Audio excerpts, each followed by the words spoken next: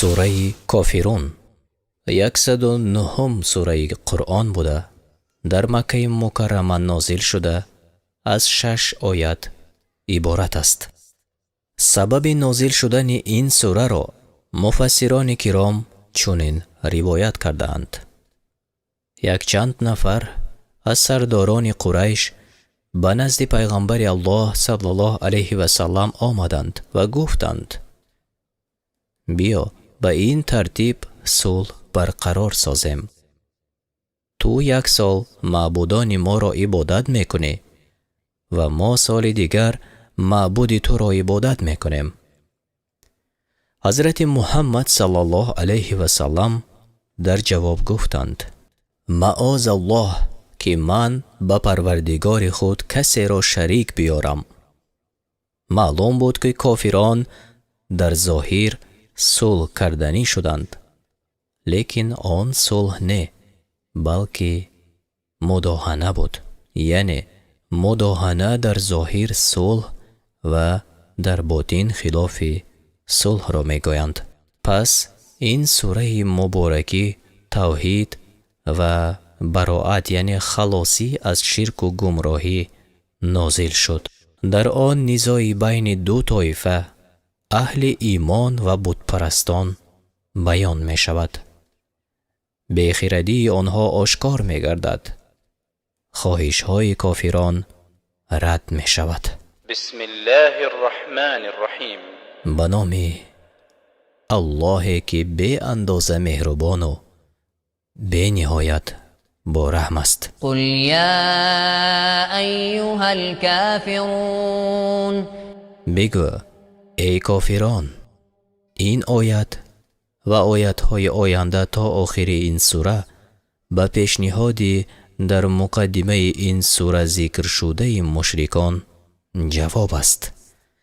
الله تعالی به رسول اکرم صلی الله علیه و سلم امر نمود که بگو، یعنی به این جامعه کافرانی که تو را به عبادت بتان و سنگ ها می خوانند: ای جماعه کافران، لا اعبد ما تعبدون.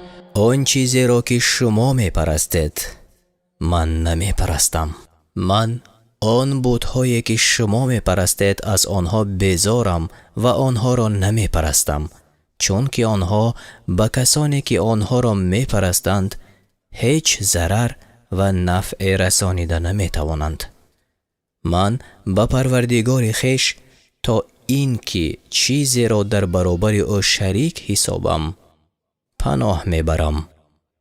آیت نوبتی دوام خطاب رسول الله صلی الله علیه و سلم به مشرکان است. ولا انتم عابدون ما اعبد. و نه شما می پرستید آن ذات را که من می پرستم، یعنی آن خدای حق را که من می پرستم واحد و بیشریک است. او پروردگار عالمیان است. شما خدای مرا نمی پرستید بلکه بت و صنم های از سنگ و چوب ساخته خود را می پرستید. بین عبادت رحمان و بتان فرق کلان هست.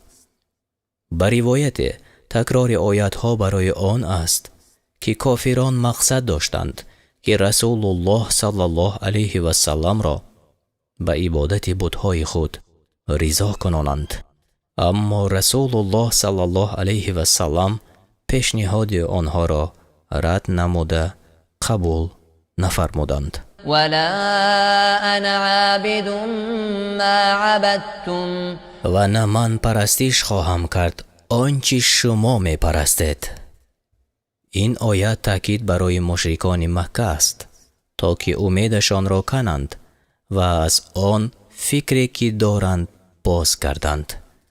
رسول الله صلی الله علیه و سلم تکرارا می گوید که من نه حاضر و نه در آینده با راه شما نمی روم و هیچ یکی از آلیه های شما را عبادت نمی کنم، بلکه الله یگانه را به آن طریقی که او دوست می دارد و راضی می گردد عبادت و پرستش میکنم. ولا أنتم عابدون ما أعبد و نه شما پرستش خواهید کرد ذات را که من می پرستم. نه شما معبود یگانه حقیقی مرا به آوردن شریک پرستش کردنی هستید. یعنی اگر شما الله را عبادت کردنی شوید هم آن را به واسطه عبادت نمی کنید. بین الله و خودتان چیزی را مثل بتانی از سنگ و چوب ساخته شده را واسطه می کنید. از بتها طلب می کنید که خواهش شما را به الله رسانند. از الله برای شما نعمت طلب کنند.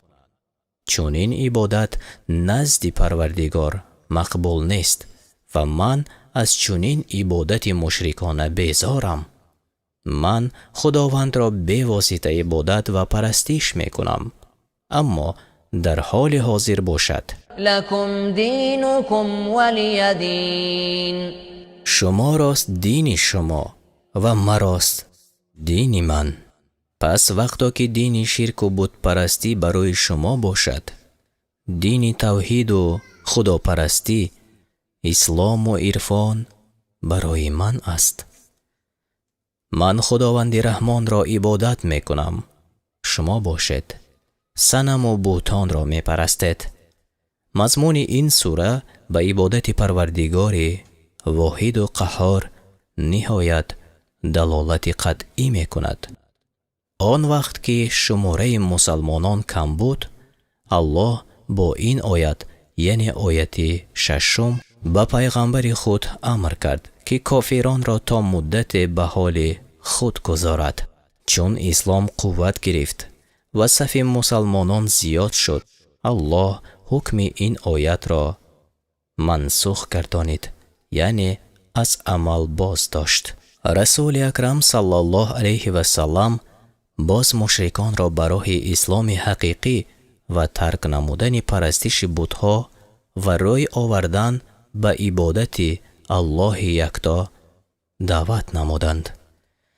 بسیاری از اینها این دین حق را قبول نموده مسلمان شدند و کارنمایی های شایسته برای اسلام عزیز کردند که در صحیفه های تاریخ تا ابد باقی میمانند. در حدیث آمده است که هر کی این سوره را بخواند گویا از 4 بخش یک بخش قرآن را خوانده باشد. روایت شده است که کسی این سوره و سوره اخلاص را بخواند از کفر و نفاق دور باشد. والله اعلم. پایان سوره کافرون. ولله الحمد.